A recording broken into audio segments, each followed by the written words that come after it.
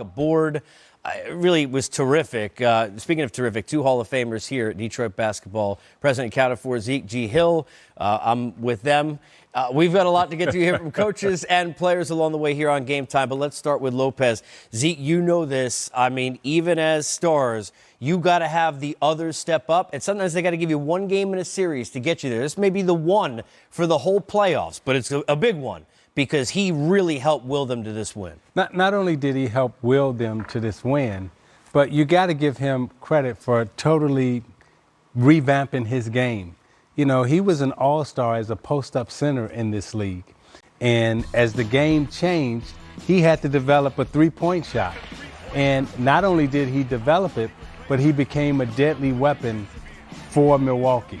And when you look at his play tonight, you know that you're not surprised that he played well, because at one point in time in his career, he was a pillar and a carrier for a team that they went and they played through him. And tonight he stepped up big and he remembered some of those big moments that he had. We talked, G, about second chance points and all those things that matter, especially if you're a team that shoots threes, which the Bucks do and normally do well, only 25% tonight. Part of this story you're going to hear from us, and I think from the players, they didn't even play well as a team. Yeah. And they won this game.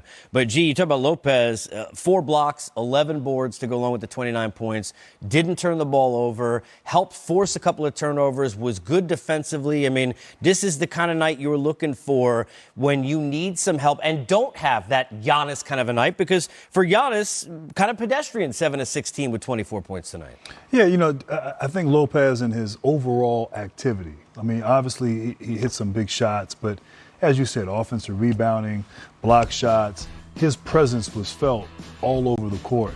And he just played big. I mean, I love what Isiah said in terms of changing his game as a young player. As a young player in his late 20s, you know, deciding, okay, I'm going to embrace the change of the game and start shooting more threes, but also have some toughness, 11 boards, just his energy, his activity.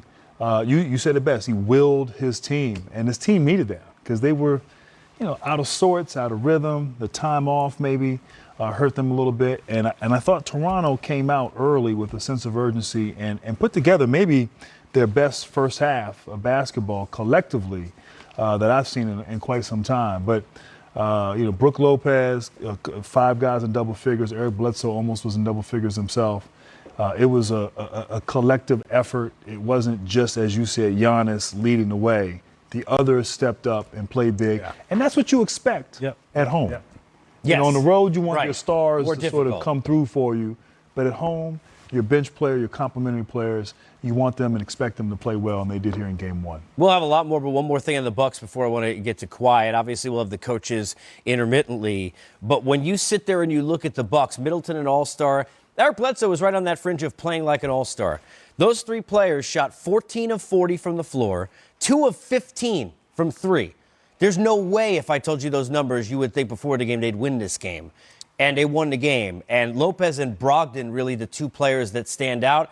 Malcolm was terrific. They upped his minutes to 26 minutes, 15 points. He doesn't turn the ball over. He plays well defensively. He hit a couple of big threes. He was huge as well. I thought Brogdon definitely was huge. You know, not only from an offensive standpoint, but defensively, I thought when they needed a stop, when they needed someone to really guard, he was able to shut down either Lowry, who had a great game, but I thought Brogdon got some key stops at the end. I thought whenever he was matched up against Kawhi, at least he made Kawhi work. And we heard Reggie Miller talking about, hey, Kawhi's getting tired. And you can see at the end, particularly the last 3 minutes of the game, when Toronto needed a bucket. They never went to Kawhi, but I think fatigue had set in on Kawhi also. And I thought Reggie Miller hit the nail on the head when he kept pointing it out during the course of the game, that Kawhi was wearing down, and he didn't have enough offensive punch at the end of the game. Part of figuring out how to get your stars at their best, and I'll use the term we use now, is load management within the game. And how many minutes, and understanding the usage. Yeah, Kawhi took all those shots, but he's also defending the best player on the other side. Yeah. Now you come into the series, 42 minutes for Siakam, 42 for Kawhi. That's a symptom, G, of what we talked about in pregame could be the difference in the series. That Toronto doesn't have any depth. I mean, Brogdon outscored their bench by himself, 15-12. You can't have that. You got to get some minutes from somebody else because Kawhi looked exhausted in the fourth quarter. And look, he has every reason to be Absolutely. exhausted. No, absolutely. Yeah, he has certainly been fantastic, and his usage rate on both ends of the floor off the charts. And look, this is Toronto. This is who they are. They're going to go 8 deep, and they did that throughout the Philadelphia series. Maybe there's still some fatigue left over from that. But if you're Toronto, there's some encouraging things that happen here in this game. I mean, first of all, Kyle Lowry got back to being aggressive, playing, the way that we're accustomed to seeing him play. And quite honestly, it was a close game down the stretch. It could have gone a couple different ways. Danny Green had a turnover. There was a steal against Giannis in transition, 2 bad three-pointers by Toronto.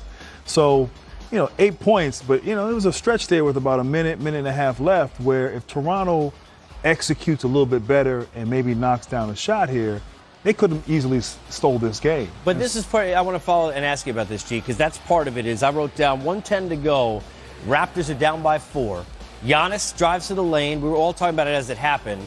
A steal. I think it might have been Lopez who helped with that steal. They get a steal, and they go the other way. Danny Green, yes, he's open in the corner, but Danny Green didn't. He hit 1-3 in the game. He took the shot. Then Kyle, off a long rebound, just comes in.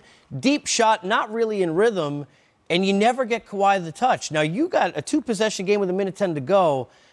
You got it right. You need like the new version of Kyle to come back for that moment, don't you see? I'm not trying to get on a guy who was 10 15. No. But in that moment, you need to slow it down and isolate Kawhi Leonard. Yeah, and the basketball gods had given you a gift in terms of getting the offensive rebound and getting it Correct. back. Right. And when you get that basketball as the point guard, you got to slow it down and then try to get it to Kawhi. Right. Who could and one if anything else. Here's Coach Bud. Steady.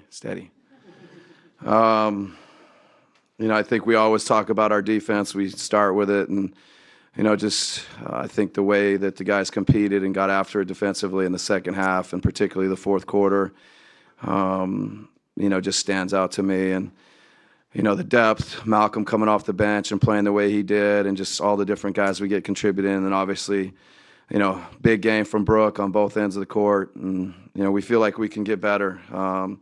To get this win after pretty significant days without playing, I think hopefully we'll be better between now and Game 2. Matt Velasquez, Milwaukee Journal-Sentinel. But is this the best you've seen Brook play, just in all facets of the game, getting inside, shooting from outside, and playing defense?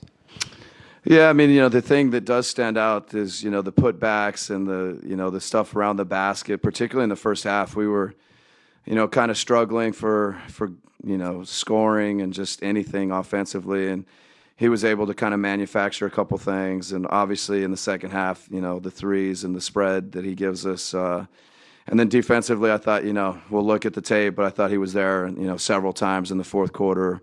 Making blocks, making big-time contests, rebounding.